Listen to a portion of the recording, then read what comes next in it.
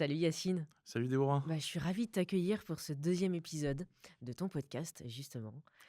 Dans le précédent podcast, donc numéro un, hein, pour les internautes, les abonnés qui te découvrent, et ben en fait, on vous invite dans la description à aller voir justement le premier épisode. Dans le premier épisode, tu parlais de ton parcours entrepreneurial, du lancement de ta startup, justement, India Dynamics. Également des solutions numériques autour d'une thématique que je n'arrive jamais à prononcer, la chaudronnerie Ça, et c'est la pas mal. tuyauterie, tu vois. Bon, tu es un entrepreneur un peu touche à tout, passionné, donc on les invite à regarder cet épisode. Moi, avant de commencer ce deuxième épisode où tu vas livrer justement des astuces, des pépites, ton parcours, comment ça s'est passé dans le premier, les retours que tu as eus? Parce que c'est intéressant. Tu vas aussi Oui. rebondir sur ça dans ce deuxième épisode. Écoute, c'était un vrai challenge déjà de passer un podcast, de réaliser un podcast, de se filmer et puis après Mmh. finalement de le présenter aux Ouais. personnes parce que quelque part, tu es un peu vulnérable, tu vois? Et des excellents retours, un canal de communication que je n'avais pas encore utilisé côté France Chaudronnerie, tu vois? Ouais. Typiquement. L'exercice est quand même assez compliqué finalement quand tu es face caméra, mais quand tu es dans un profil un peu comme ça, podcast, face à face, donc c'est plutôt pas mal. Donc d'excellents retours. Les gens aussi mettent une image sur les mots que je peux Mmh. écrire ou les appels que je peux passer. Parce qu'il y en a pas mal que je vois et qui me disent: «Ah, j'ai vu tes vidéos, on a vu, la femme avec qui tu tournes, Ouais. c'est sympa» et cetera. Donc ça donne une dynamique qui m'intéresse vachement parce que c'est ce que je communique, Mmh.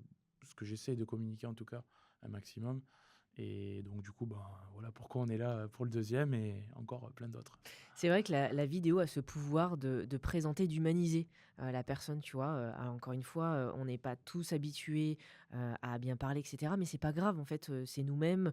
Tu as fait le test, tu vois? Maintenant, voilà, tu te prends un peu à l'exercice, C'est ça. donc ça, c'est chouette, et c'est vrai que, souvent, il y a un aimant de réassurance envers nos clients, nos collaborateurs, Ouais. notre équipe, et comme ça, ils se disent: «Bah oui, tu transmets des infos et au moins tu prends la parole», surtout dans un domaine on n'est pas habitué. Clairement, tu vois, en 15 ans d'exercice, j'ai jamais eu ta thématique et c'est chouette aussi parce Ouais. que on découvres, tu partages donc c'est hyper intéressant.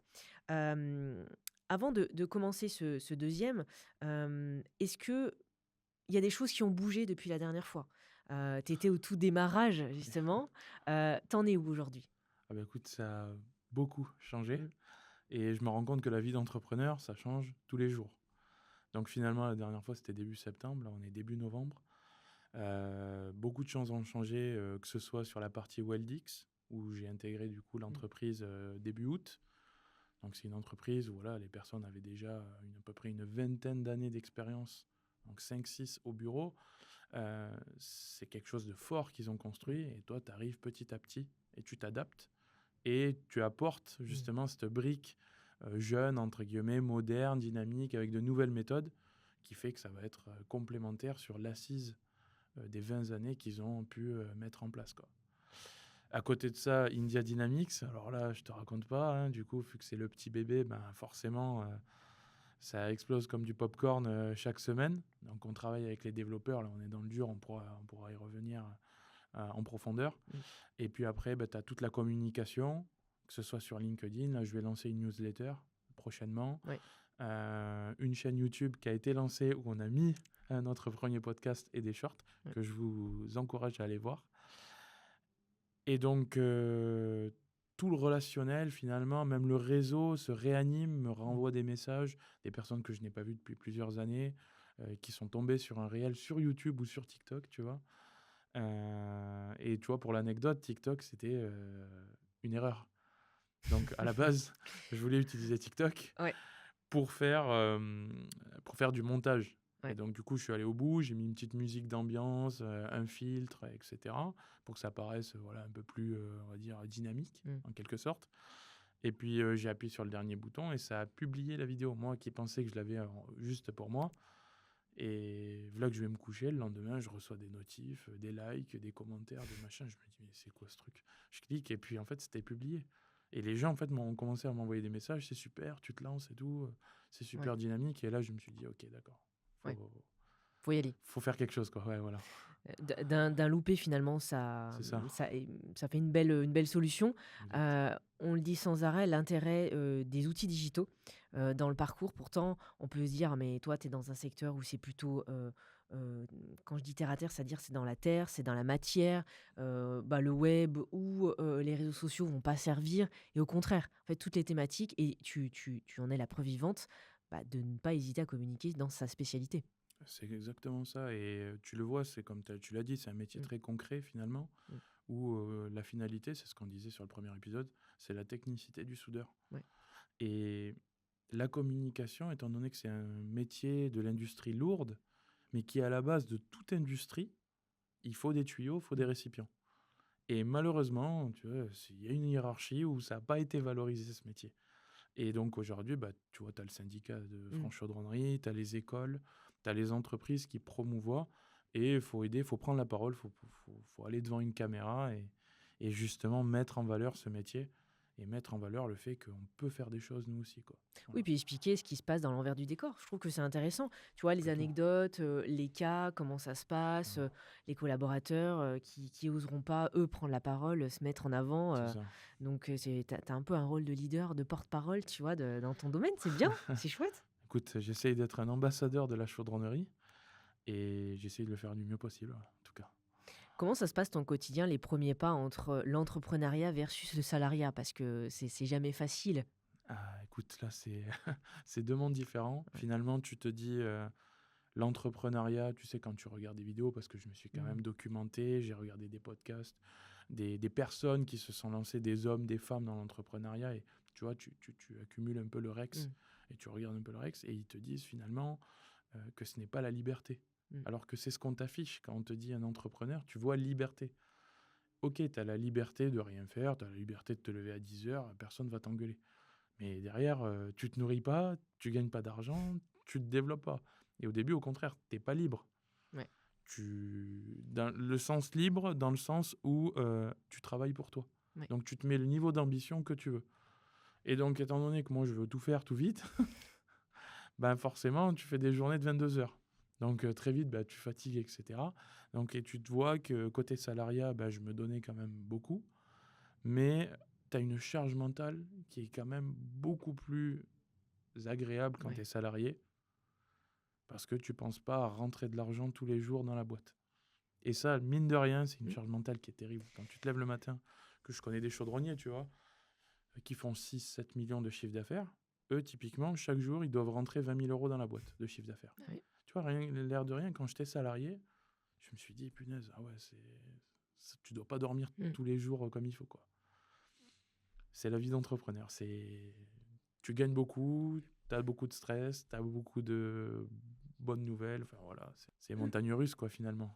Pour un entrepreneur, on gagne 20 000, on ne gagne pas dans notre poche, Ah non, hein. ah C'est enfin, non, si on pas facture du 20 tout. 000, on voilà, c'est bien de le redire, surtout peut-être dans ta thématique à toi. Alors les entrepreneurs du web, ça, c'est assez connu, on le sait bien. Ouais. Mais, souvent les gens imaginent, disent: «Ah mais il a fait 1 million». En fait, tu peux Ah, enlever la moitié déjà en charge. Donc, oui déjà, voilà. d'une. Et puis si je te parle des chaudronniers, des tuyauteur, Mmh, c'est un métier où ils marchent en moyenne à 5%. ouais, Donc sur les 1 million, il va te rester 50 000 quoi à la fin. ouais. Ah oui. Donc les salaires, les charges, la matière, l'atelier, enfin, ah oui, oui, c'est un métier de passionné. Faut être passionné pour faire ce métier-là. C'est Faut pas avoir le gain de l'argent. ouais, c'est ce que tu dis dans l'épisode 1, cette transition, cette envie, le fait de ne pas compter ses heures, de travailler le week-end C'est ça. aussi. Si justement, tu avais un de tes collaborateurs ou une personne qui est dans ton secteur, qui se dit: Voilà. «Bah, voilà, j'ai envie d'être entrepreneur, je veux plus être salarié», tu lui dis quoi? Tu donnes quoi comme conseil? Positif ou négatif? Il y a pas de positif ou négatif, mais, tu lui dirais quoi? Alors, je lui dirais, 2-3 choses que je me suis dit et que j'ai confirmées ou que j'ai pas confirmées, mais je vais te les raconter. Le premier, c'est il faut maîtriser son travail. Mmh, Tu te lances à ton compte, tu reprends une boîte, ou tu crées une boîte, il faut que tu maîtrises ton périmètre de A à Z. OK? Ça, c'est clair. La deuxième chose, c'est qu'il faut que tu sois quelqu'un de couteau suisse, un peu. Il faut que tu aies ce côté commercial parce qu'il faut aller te vendre. À un moment, il faut que tu mmh, vendes. Donc voilà, faut séduire en quelque mmh. sorte le client. Et pour le séduire, tu tu as la communication Mmh. verbale, tu as aussi les outils. Mais si tu as que les outils et que tu communiques pas, personne ne connaîtra ton Mmh. produit. Il y en a qui ont des super produits que je connais, mais qui ne sont pas bons en communication ou qui ne Ouais. veulent pas en fait s'embêter. Ils sont bons sûrement en communication, mais ils ne veulent pas s'embêter sur ça. Et finalement, en fait, le produit ne prend pas, il ne scale pas, comme on dit. Mmh. Donc, maîtriser son travail. Le deuxième point, on a dit donc être un peu couteau Ouais. suisse. Et le troisième, c'est être passionné.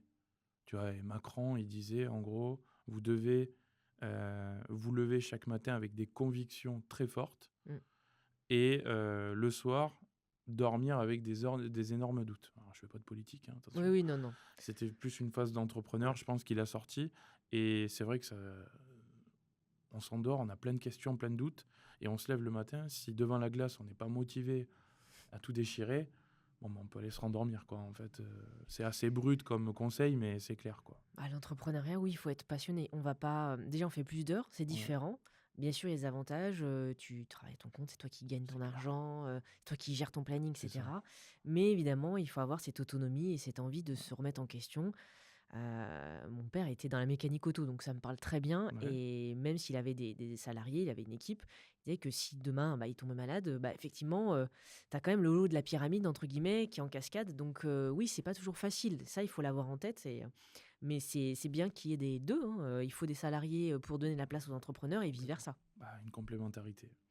J'ai envie de parler aussi de la force du réseau physique parce qu'on parle du réseau digital, Ouais. du web, donc cette puissance-là, on en est convaincu.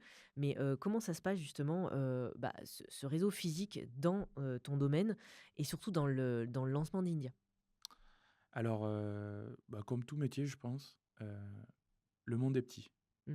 Et donc finalement, il y a que des petits mondes. Il n'y a pas de grand monde où personne se connaît. Tout le monde se connaît. Donc en chaudronnerie, étant donné que c'est on va dire un petit secteur, hein, c'est un chiffre d'affaires de 10 milliards à peu près. Donc dans Mm. l'industrie, voilà, c'est quelque chose de pas de majeur, on Mm. va dire.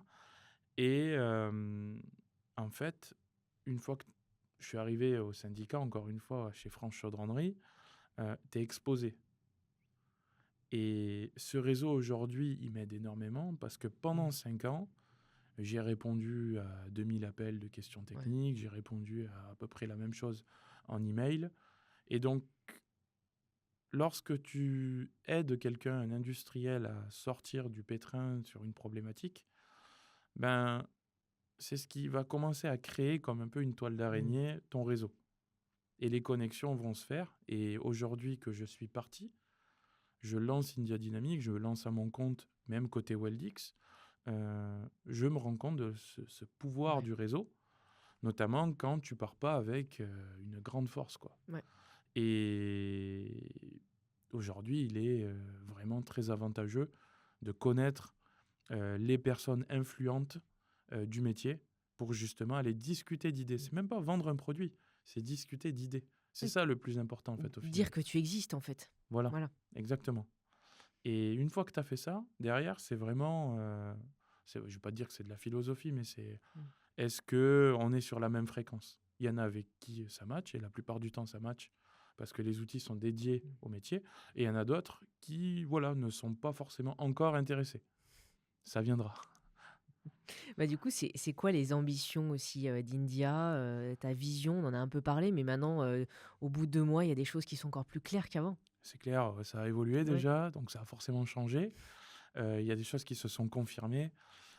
C'est qu'aujourd'hui, tu vois, si on prend les 3 problématiques majeures dans le monde de la chaudronnerie pour aujourd'hui et pour demain, et que ce soit l'industrie conventionnelle ou l'industrie nucléaire, c'est le challenge de la réglementation. Mmh. Aujourd'hui, est-ce que les gens, les industriels sont à l'aise avec la réglementation? Le deuxième, c'est le chiffrage. Mmh. Le chiffrage, c'est quelque chose, tu vois, chiffrer un devis, tu as déjà chiffré quelque chose. Mmh. Tout le monde ici a déjà chiffré quelque chose, que ce soit dans le pro ou dans le perso. Et il y a toujours cette notion de comment je vais m'y prendre. Ouais. Est-ce que c'est à la louche, c'est au nez, etc. Tu vois. Et ça, c'est quelque chose qui n'est pas enseigné à l'école. Et donc, forcément, on apprend en entreprise, mais aujourd'hui, on n'a pas le temps, on n'a plus le temps de rien. Mmh. Un jeune arrive, on ne va pas prendre le temps de lui apprendre à chiffrer, le temps de lui apprendre à lire un code de construction, le temps d'eux, non. C'est sois autonome Ouais. et débrouille-toi et fais vite et bien. En gros, c'est un peu Surtout ça. ça. Et te fais pas remarquer, quoi. Non, j'exagère le trait, mais tu vois un peu l'idée, quoi. Mmh. Donc, la réglementation, le Ouais, chiffrage et le dernier, j'ai envie de dire, c'est plus, le suivi, la traçabilité. ouais. Aujourd'hui, il y a un vrai enjeu sur la traçabilité. On est dans le big data, Mmh. l'intelligence artificielle et donc tu vois, ça explose le nombre de data scientists qu'il y a aujourd'hui et toute cette donnée-là, il faut la nettoyer dans un premier temps et puis après, il faut la valoriser. Mmh. Et une fois que tu la valorises, tu peux capitaliser sur toute ton expérience. Et là, c'est plutôt pas mal parce que tu arrives à prédire un peu ce qui va se passer en termes de chiffrage, que ce soit dans le nucléaire Mmh. ou dans le conventionnel. Qu'est-ce qu'ils te disent tes collaborateurs ou des concurrents ou des collègues, des anciens collègues, je sais pas? Ils disent pas: «Mais attends, tu es en train d'aller dans la voie du digital, tu peut-être trop ambitieux». Enfin, est-ce que tu as entendu des choses comme ça parce que, ou pas du tout dans ton secteur, au contraire, ils sont admiratifs? Ben écoute, c'est plutôt très positif. OK. Il y a pas eu trop de freins ou de personnes qui se sont dit en tout cas, ils me l'ont pas dit. Mmh.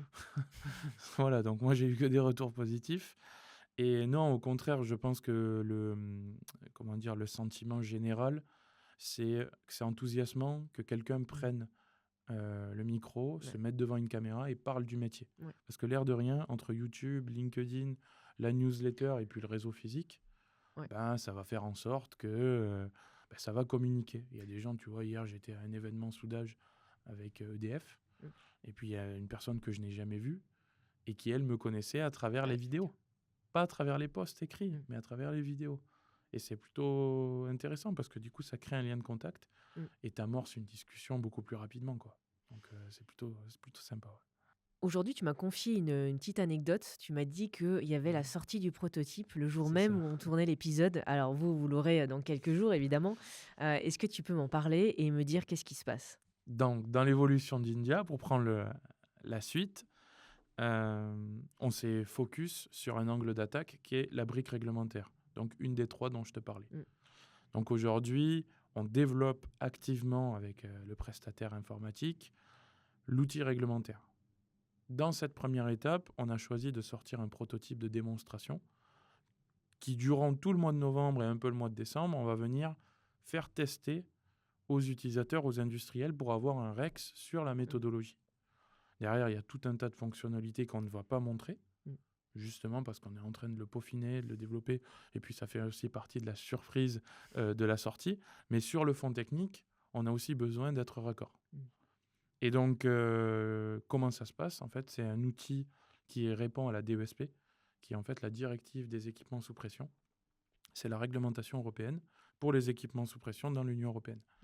Et donc, comment ça se passe finalement? C'est le texte de loi auquel il faut répondre pour l'enjeu sécurité, pas OK. technique, sécurité de l'équipement. Donc, tu rentres tes données d'entrée, les industriels, je pense, me comprendront. Tu donnes tes rentrées d'entrée, donc si tu es sur un Ouais. récipient, ta PS, ton volume, ton type de fluide, que ce soit gaz ou liquide, le type de groupe 1 dangereux, groupe 2 non dangereux, ton module d'évaluation, ça va te sortir ta catégorie de risque en amont. Et puis après, en fait, toute l'importance, c'est qu'on va guider l'utilisateur. Il va y avoir une vraie expérience utilisateur Mmh. dans le sens où, en fait, Yacine qui répondait aux 2000 mails durant les 5 ans, finalement, en fait, à travers cet outil digital, euh, je vais pas le prendre par la main, mais on va dire que je vais l'accompagner justement dans cette démarche-là. Donc chaque étape de la brique, pardon, Mmh. va être accompagnée justement sur le bon remplissage de ces champs. Et en fait, pour t'expliquer, Déborah, Mmh. une fois que tu as bien réalisé cette brique réglementaire, tout découle sur ton dossier technique, ta conception, ta fabrication, ton contrôle, ta livraison, ta maintenance sur site. Tout dépend de cette brique réglementaire. Donc en fait, elle est essentielle. OK. Et sur ça, on a quand même fait un joli travail et ça va permettre justement à l'utilisateur d'être plutôt bien accompagné sur cette brique-là. Ouais. Le prototype, il a pris combien de temps? Il a coûté combien? Et si on peut en parler? Alors, en coût, c'est assez complexe à en parler dans le Mmh. sens où il y a une enveloppe globale Ouais. et que c'est une des parties qui a été choisie le mois dernier. Tu vois, c'était en septembre, il n'y avait pas une idée Ouais. de proto, mais plutôt une idée de démonstration. Et puis finalement, en fait, tu te rends compte que les jours passent très vite et qu'il te faut d'abord un proto de démonstration, puis après des bêta-testeurs Mmh. et enfin une sortie officielle.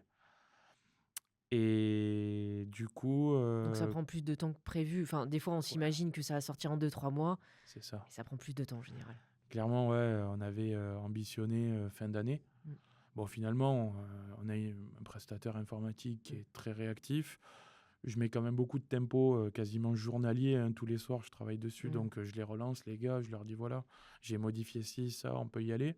Donc, tu vois, il faut aussi que tu sois moteur Ouais. derrière, hein. Et finalement, voilà, ce sera début 2025. Donc, j'espère courant janvier pour une sortie officielle, quoi. Voilà. Donc on pourra tester en début 2025? Ou c'est vraiment la Euh, démo qui sortira, Ah non, ce l sera la l sortie la officielle sortie officielle, on est en d'accord. Aujourd'hui, 2025. la démo, elle est là, La démo, enfin, le proto de le démo proto démo. sort aujourd'hui et Ouais. sera donc présenté dans des assemblées ou en face-to-face avec des industriels qui seraient intéressés. Donc, je vais mettre un Mmh. Calendly en place où les OK. gens pourront choisir un créneau et pendant 20-30 minutes, je leur présenterai un peu l'outil, l'intérêt. Et l'idée, c'est qu'on puisse échanger si ça répond aux besoins, ça répond pas, etc. On mettra forcément le lien, pour demander une démo, Complètement. dans la description parce que les gens peuvent être intéressés. Donc, bêta-testeur 2025, tu veux quoi comme type de personne? Combien?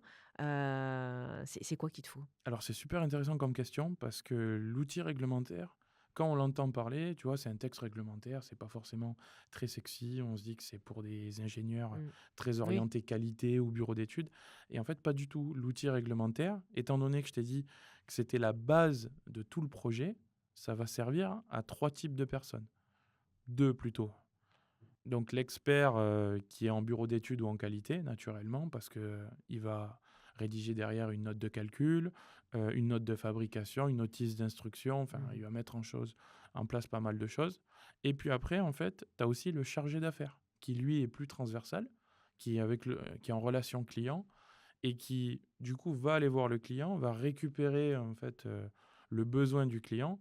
Et très vite, grâce à cette première brique, il va pouvoir se positionner sur le coût que ça va représenter. Mmh. Parce qu'en fait, l'outil réglementaire te permet, en fonction de la catégorie de risque ou de construction que tu vas avoir au final, ton niveau de conception, ton niveau de fabrication et surtout Ouais. ton niveau de contrôle.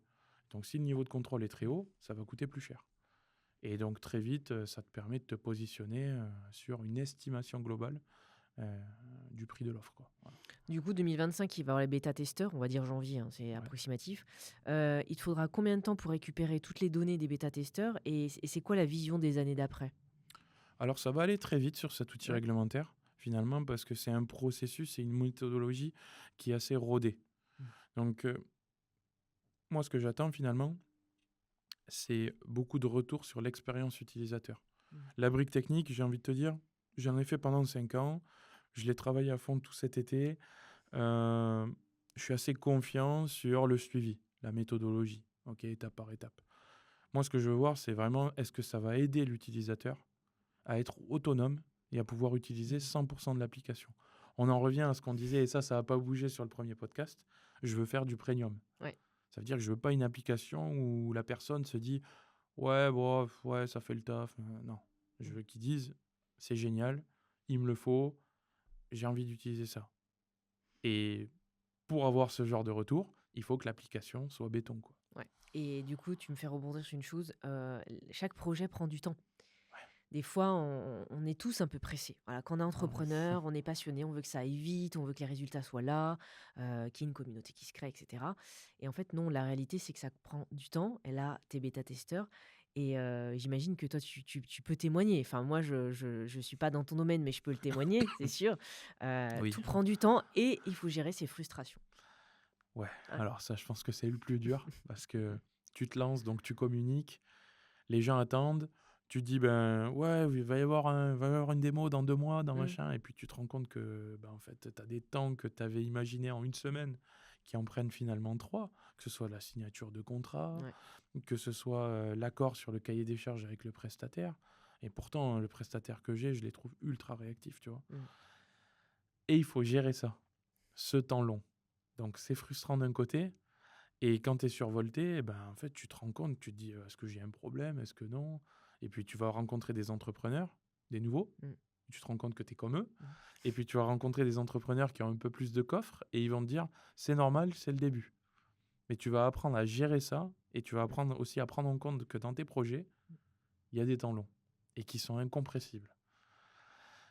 Et au démarrage, là, je te le dis aujourd'hui, peut-être que dans un an, quand on refera un podcast, je serai Ouais, un peu plus assagi, mais c'est ce qu'il y a de plus frustrant, quoi.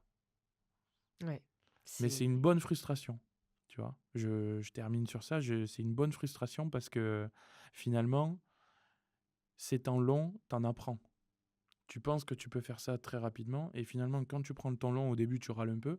Et puis quand tu vois le résultat à la fin du temps long, parce que t'as pris le temps d'accepter finalement ce temps long, tu te dis, ah oui. Tu vois, on en revient aux transversaux et aux experts, hein, finalement. ouais. Tu vas très vite quand tu es transversal, mais Mmh. enfin, tu te casses la gueule chaque 2-3 mètres, quoi. Ouais. Et ces temps longs t'apprennent justement à te dire, attends, baisse le pas parce que là, sinon, tu vas te ramasser, quoi, tu vois. Donc, je suis assez content d'être bien entouré aussi à ce niveau-là, quoi. C'est important que tu le dis. Je suis sûre qu'il y a plein d'entrepreneurs de ton domaine ou pas de ton Ouais, domaine, hein, parce que finalement, les réseaux sociaux te diffusent de partout, qui vont se dire, ah bah en fait, oui, même dans un milieu qui est très technique, où tu vois, on met les mains dedans, j'ai envie de dire, et ben en fait, lui aussi, il témoigne que, parce que les plus jeunes générations que nous imaginent que bah, tout peut aller très vite parce qu'il y a les success stories, parce qu'il y a le c'est ça. web, parce qu'il y a tout ça, mais non. Ouais, c'est un peu l'envers du dé. Enfin, c'est sur le La digital, réalité, la il y a réalité, le beau c'est sur ça. les réseaux. Et l'air de rien, tu dois communiquer un maximum sur le positif parce Mm, que les gens vont aussi sur les réseaux sociaux pour prendre du bon temps, voilà, faire avoir un temps off, s'instruire. Et tu as besoin de leur fournir plus de la dopamine que mm, voilà, des choses angoissantes, quoi. Mais je pense qu'il faut quand même ne pas cacher la vérité et mm, dire, ok, c'est dur. C'est comme on se disait au début. Tu es entrepreneur, il faut que tu maîtrises ton travail, il faut que mm, tu comptes pas tes heures et il faut que chaque mm, matin tu sois déterminé. Et ça, c'est pas facile, hein. mm. Tu as des jours où bon, tu broies du noir. Ouais, t'as envie de C'est retourner normal. salarié, quoi. Ouais, en quelque Ouais. sorte, tu Ou alors vois. Et tout tu te dis déléguer et dire non, j'ai plus envie de le une faire petite aujourd'hui. pointe de nostalgie et puis dès que je l'ai, je me dis hop, allez, vas-y, arrête de penser à ça, remets-toi au boulot. Et puis ça passe, quoi. Tu n'avais pas eu ce projet de start-up, tu penses que tu serais resté salarié ou il y a quand même cette âme d'entrepreneuriat qui t'animait Je me disais, si je fais quelque chose dans la vie en général, je le fais à fond, tu vois. Et je sais pas si je t'avais parlé lors du premier podcast, mais du coup, j'avais 2 rêves qui étaient diamétralement opposés à côté, même 3, mais lui, il a vite été balayé. C'est que je voulais devenir boulanger. Non, tu n'en avais pas parlé, je crois. Voilà, tu vois? Je voulais devenir boulanger suite à un stage en troisième, je sais pas, tu vois? Le contact, Mm. voilà, faire du pain, machin, sortir le produit. En fait, c'est pas machin, là, je suis en train de le Oui, oui, dénigrer. oui, non, non, mais Heu, L'idée, c'est de te dire, de prendre de la farine, de l'eau, de la mm, levure, machin, d'en faire quelque chose et à la fin de sortir et de voir ton produit, mm, mais dans un cycle très court. Parce que finalement, ouais, la chaudronnerie, c'est des cycles longs. Tu sors pas un produit en un jour. ouais. Ça prend quelques semaines, quelques mois, quelques années des fois. Tu vois, sur les équipements les plus complexes pour le nucléaire. Et de transmettre une émotion, en fait. Et finalement, c'est ce qui m'anime. Donc, je peux pas te dire salarié ou entrepreneur, Mm, mais moi, ce qu'il faut, c'est que je transmette mm, une émotion. Et donc, côté France Chaudronnerie, je transmettais une émotion quand les gens, je les sortais de leurs problématiques ou que je sortais un code de construction qui faisait que c'était, ben, ça représentait ce qu'on faisait de mieux en mm, France en termes de chaudronnerie et de tuyauterie. Donc, il y a une petite mm. fierté. Et puis, même les industriels sont contents que ça soit dynamique, que ça bouge, quoi. On les représente à l'international. Et puis, à l'international, les Français sont quand même, en chaudronnerie et tuyauterie, bien représentés. On a les Américains, les Allemands et les Français, finalement, qui détiennent un peu, euh, qui se partagent le gâteau, quoi, entre guillemets. C'est intéressant ce que tu dis parce que je me suis pas posé la question, forcément, c'est moins mon domaine d'expertise que Ouais. toi. Mais des fois, on voit que la France. Mais est-ce qu'il y a des projets entre les pays, vous partagez, vous intervenez? Est-ce que par exemple, il y a des Allemands qui vont venir intervenir, des Suisses, des Ouais, Italiens par exemple? Comment ça se passe? complètement. Alors, dans l'Union européenne, pour te parler un peu plus technique, Mm, sur les normes de construction, on a la NFEN 13445 pour les récipients sous pression, qui est l'équivalent en France du CODAP. mm, Ok. Et tu as la NFEN 13480, qui est l'équivalent du CODETI. ok. Et après, tu as le côté américain, de l'autre côté de l'Atlantique, où ils ont l'ASME. Donc ça, c'est le référentiel. Et dedans, tu as le B31.3 pour les tuyauteries. Et puis après, tu as les sections 6, 7, 8, enfin ça va de 1 à 9. Ok. Ok.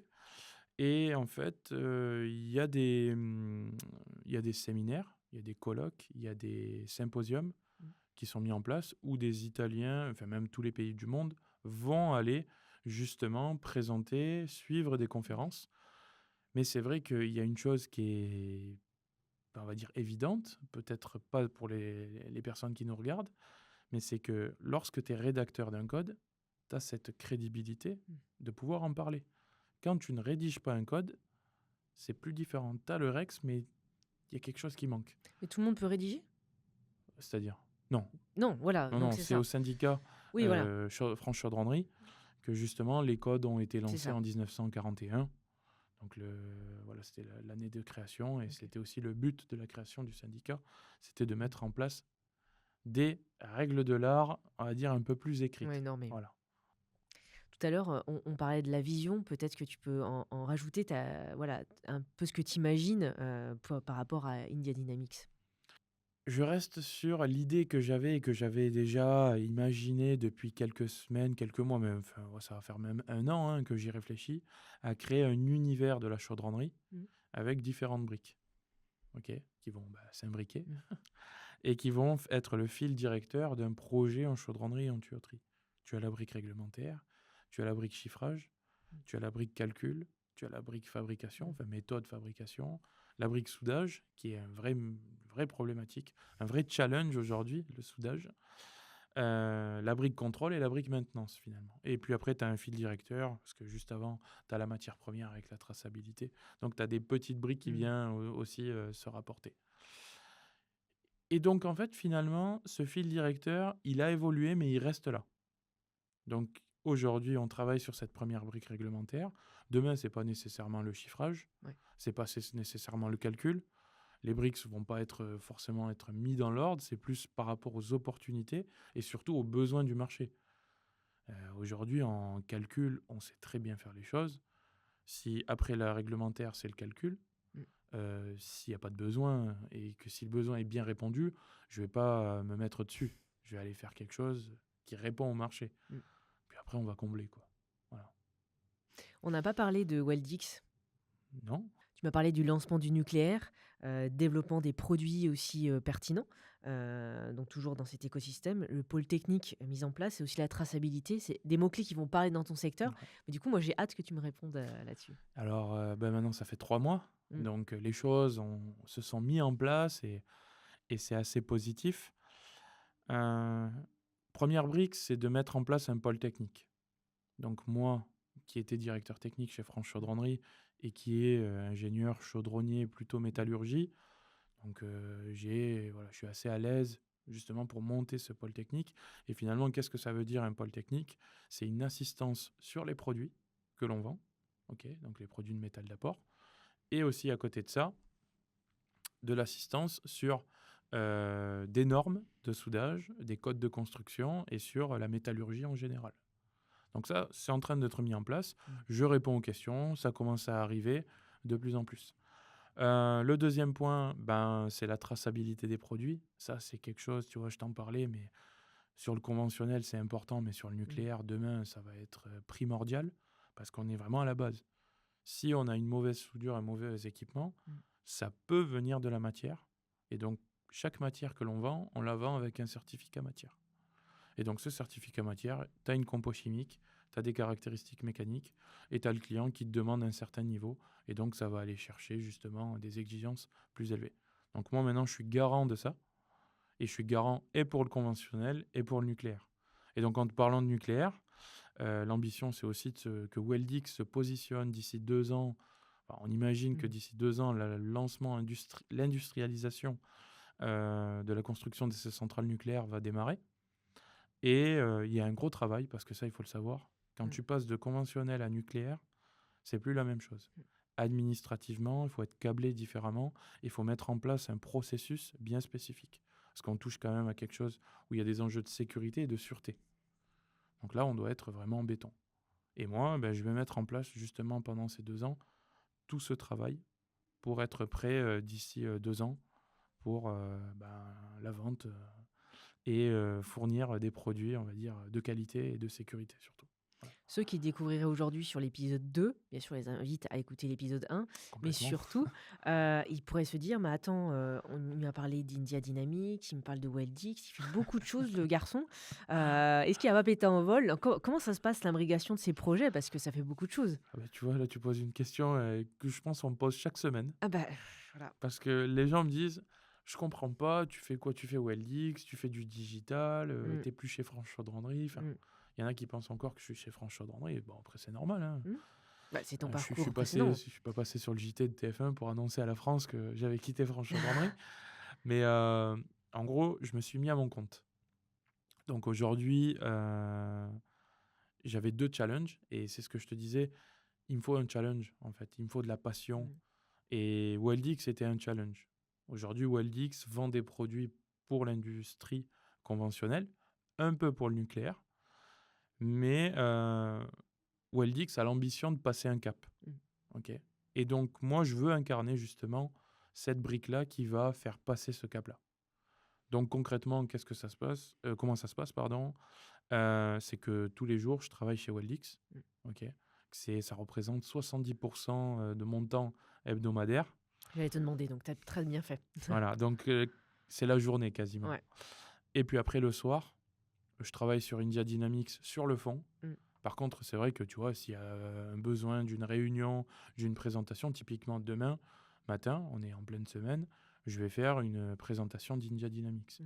Et donc ça, j'ai calé justement avec mes associés les temps que je vais allouer à India, les temps que je vais allouer à Weldix. En mettant une priorité sur Weldix, justement, en temps journalier, parce qu'on est dans de l'opérationnel. L'autre, on est sur du lancement d'outils. Donc la dynamique n'est pour l'instant pas la même, mais très vite, et c'est même pas si, c'est quand India fonctionnera, je serai obligé d'équilibrer mon temps hebdomadaire, journalier et pas nocturne Mm, mm. sur les besoins du marché, quoi. Voilà. Je te l'ai posé parce que c'est régulièrement des questions qu'on nous pose en tant qu'entrepreneur. Ouais, En plus, ce qui est étonnant, c'est que ce sont très certainement des personnes qui sont soit dans ton entourage ou qui sont dans ton domaine, dans ta thématique. clairement. Et en fait, tu sais pas comme si tu étais justement boulanger et, je sais pas, chef d'entreprise dans le BTP. Enfin bref, tu es quand même dans la même thématique, mais ça quand même bouscule les personnes. Et moi, c'est ce que je me suis rendu compte sur le web. Donc, moi, j'ai la casquette web, mais on a l'agence, on a la stratégie prise de parole, tu vois. Et des fois, les gens ont du mal à comprendre ça. Donc, l'entrepreneur a toujours 2, 3, 4 projets en même temps. Ouais. Ce qui fait pas qu'on est moins fatigué, plus fatigué. C'est juste que c'est différent. Donc, c'est bien important de le repréciser, effectivement, pour ceux qui se disent, ah bah attends, est-ce qu'il arrive à tout gérer? À un moment donné, c'est ce qu'on disait, nous, en off, en préparation. Oui, il va falloir aussi déléguer, avoir une grosse équipe, etc. C'est normal. Mais C'est c'est ça. bien de le redire, quoi. Et complètement, et surtout que bon, t'es pas du métier, mais du coup, Weldix, c'est du métal d'apport. Mm, Donc c'est un fournisseur pour le chaudronnier. Le digital, on est à la pointe de l'innovation, mm, finalement. Et donc, du coup, c'est vrai que ça peut être perturbant pour les industriels de se dire, ah, attends, ils vendent du métal d'apport, c'est quelque chose qui est rodé, quoi. mm. Et puis après, à côté de ça, il fait du digital. Donc, c'est Ouais, diamétralement opposé, ouais. mais c'est pas incompatible. Parce qu'aujourd'hui, tu as des travaux qu'on fait avec India, justement pour Weldix, Ouais. pour améliorer la traçabilité, pour en fait, satisfaire le besoin du client, quoi. Ça me fait penser un peu aux avocats, aux experts comptables qui, eux, sont avec les clients, ils font de l'accompagnement, des consultations, etc. Et qu'à côté de ça, ils ont des solutions numériques qui vont les aider à justement automatiser la facturation, la C'est prise de ça. contact ou les documents juridiques. Donc, pour moi, c'est logique, mais je pense que à travers justement des échanges comme ça, on va aussi évangéliser, j'ai envie de dire, apprendre, faire ouvrir les consciences. Les moins de 30 ans ont déjà ça en tête, mais effectivement, tu vois, pour nos parents qui ont peut-être 60, 70 ans, 80 ans, ou grands-parents, bah, ça peut les désorienter. Ils ont du mal à comprendre. Ils disent: «Mais attends, pourquoi il travaille pas là? Il fait 2 choses, t'es sûr?» Non, mais c'est ce que Ah tu peux bah entendre oui. et ce que tu vas encore entendre Ah certainement. bah oui, oui, je pense. Bon, là, maintenant, au bout de 2-3 mois, c'est quand même beaucoup plus clair pour beaucoup de Ouais, monde. Et ils se disent qu'il y a une masse de travail qui est ouais. importante. Et c'est vrai, hein, voilà. Mais je pense honnêtement que c'est encore plus visible et ça a encore plus de poids parce que je réalise de la vidéo, Mmh, parce que j'en parle. mmh. Parce que j'en connais, C'est hein, plus des concret. gens autour de moi qui Mmh. travaillent autant, voire plus que moi, mais qui ne communiquent pas forcément. Et puis, en fait, si tu communiques pas, tu peux pas le Ouais, deviner, hein, on n'est ouais. pas mentaliste. Et sur ce point-là, c'est pour ça que c'est important de communiquer dessus, tu Mmh. vois. Dans les idées, tu disais, on a toujours 2, 3 idées. Pour moi, dans les podcasts suivants, on va inviter des industriels Ouais. pour les faire parler de leur métier, parce qu'il y en a qui sont des vrais cracks dans leur domaine. Mmh. Et moi, je veux qu'ils en parlent. Ouais. Parce qu'il va y avoir des jeunes, il va y avoir des moins jeunes. Il y a des gens en reconversion professionnelle. Il y en a qui veulent évoluer, qui veulent passer du bureau d'études au chargé d'affaires. Mmh. Et il faut des personnes qui communiquent dessus, qui ont la passion en eux, hein. Ouais. Tu vois, quand je vais te les ramener, tu vas voir, c'est des passionnés, quoi, les gars. Et je pense que c'est la meilleure des publicités, quoi. Ouais. Mais tu vois, je fais le parallèle avec des collaborateurs qui sont des geeks du web qui me disent bah non, mais moi, je suis un très bon dev, je suis un très beau codeur, mais je ne veux surtout pas prendre la parole. Et je trouve ça dommage parce que c'est eux qui sont au sein, tu vois, de vraiment la source. Moi, j'ai plus la tête d'affiche et du coup, c'est plus facile. Mais en fait, c'est grâce à eux aussi que les systèmes. Alors, nous, on est sur WordPress, une plateforme, un CMS, mais très souvent, les experts, les ingénieurs, tu vois, ils osent pas. Et en Mm. fait, on a envie d'apprendre à travers eux. Donc, je trouve que ton podcast a toute sa place là et ils sont trop peu. Donc, tant mieux, hein, tu vas ouvrir un boulevard C'est clair. Et de puis, prise de parole. ouais, c'est ça. Et si je peux encore plus les motiver, encore plus que sur l'épisode 1, à prendre la parole, Mm. et de plus en plus, c'est ce que je te disais à la base. Moi, je suis venu pour. Je te l'ai peut-être pas dit. Quand j'ai signé chez Franche-Chaudronnerie, je suis Ouais. venu pour devenir expert technique. C'est ce que j'avais dit à mes responsables. En gros, l'idée, c'était de devenir expert dans un domaine de la réglementation, donc la directive Mm. européenne ou les arrêtés français, et aussi monter en compétence dans le calcul. Et vu que j'avais le soudage, la fabrication et le CND, ça permettait d'avoir en fait la globalité du métier. Et puis après, au bout de 5 ans, je pouvais, entre guillemets, redescendre dans le sud et postuler à un poste de responsable Ouais. technique, responsable de cellule, etc. Mais j'étais venu vraiment focus technique. Et pendant 2 ans, c'est ce que je te disais, je travaillais technique, technique, technique, technique. Et en touchant un peu à cette commercialisation, cette communication, cette publicité, le marketing, aller voir les clients, en fait faire un travail de chargé Ouais. d'affaires quelque sorte, je me suis rendu compte qu'en fait, il y avait d'autres points que je préférais. Mm. Mais si tu testes pas, tu le sauras jamais. Et je suis persuadé qu'il y a des gens qui sont brillants en bureau d'études, mais qui feront des commerciaux géniaux. Mm. Donc il faut qu'ils poussent et il faut qu'ils y aillent. Donc on va faire venir des gens. Avec grand plaisir. Et j'espère que, voilà, au moins, si ça peut nourrir une petite graine de réflexion en eux, bon, on a gagné, quoi.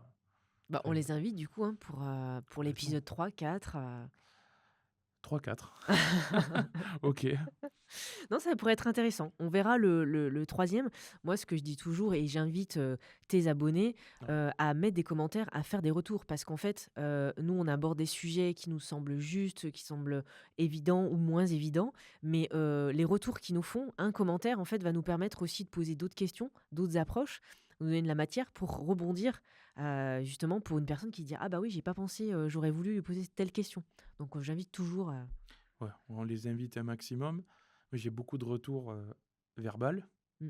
Mais c'est vrai que des retours déjà en commentaire public, il y en a peu. Eh oui. Ouais, parce que finalement, tu sais, je te parle de LinkedIn, mais c'est un affichage public, Oui. en quelque sorte. Oui. Donc aujourd'hui, on est tous, on se dit, on sait pas quoi dire sur LinkedIn. Est-ce qu'on peut dire ce qu'on pense? Est-ce qu'il faut pas? Est-ce que mon boss me regarde? Est-ce que mes collaborateurs, mes concurrents? Ah, ça peut être les Tu commentaires vois ce que je veux YouTube dire? ou alors ça peut être en message privé sur les réseaux. Et du coup, j'en ai plus. J'ai Voilà. plus de messages Bah oui. privés, forcément. Ouais. Et puis surtout, verbalement aussi, les gens n'hésitent pas à me dire, ah ouais, tu fais de la vidéo, je les suis, je les regarde. Bah oui. Et puis après, c'est ma vision, c'est donc forcément subjectif. Mm. Et je veux pas que les gens soient d'accord avec moi tout le temps, au Mm. contraire, mais je veux qu'ils soient dans l'échange. Ouais. L'échange d'idées. Moi, j'ai mes idées. Et je suis prêt à les confronter. Donc on envoie l'invitation. On envoie l'invitation. Faites-moi des retours. Je te laisse le mot de la fin pour cet épisode. Ben écoute, ravi d'avoir pu échanger sur ce deuxième épisode. Il me paraît encore plus court que le premier, donc c'est que ça passe plus vite et que c'est plus fluide. Oui. Et ça va l'être de plus en plus. Donc S'il y a des personnes qui veulent venir participer au podcast, je lance une invitation. N'hésitez pas en privé ou verbalement à venir me voir. On va essayer de te faire venir des experts, Mmh. justement, dans le domaine et qui puissent vulgariser, Ouais, justement, leur domaine de compétences, ouais. qui, une fois qu'il est vulgarisé, va faire venir pas mal de monde, quoi. Voilà, Eh ben, on vous donne rendez-vous au troisième épisode, peut-être avec un nouvel invité, hein, peut-être. en plus, sur l'échange. On le dit souvent, n'hésitez pas à commenter et surtout à mettre un petit pouce, pour les youtubeurs, mais pas que. Parce que c'est grâce à tout ça, parce qu'il y en a qui disent: «Je suis un peu des utilisateurs un peu, fantômes et oui, mais il a déjà plein de réactions, beaucoup de succès», j'ai envie de dire et en fait non, on a besoin tout le temps, même des gens qui ont des tonnes d'abonnés, bah, c'est toujours la contribution qui fait que, quoi. C'est important Complètement, ouais. Abonnez-vous, mettez un like, pour la force, quoi. et merci pour ta confiance, Bah, écoute, Yacine merci Déborah, toujours un plaisir. et bah, à très bientôt. Salut.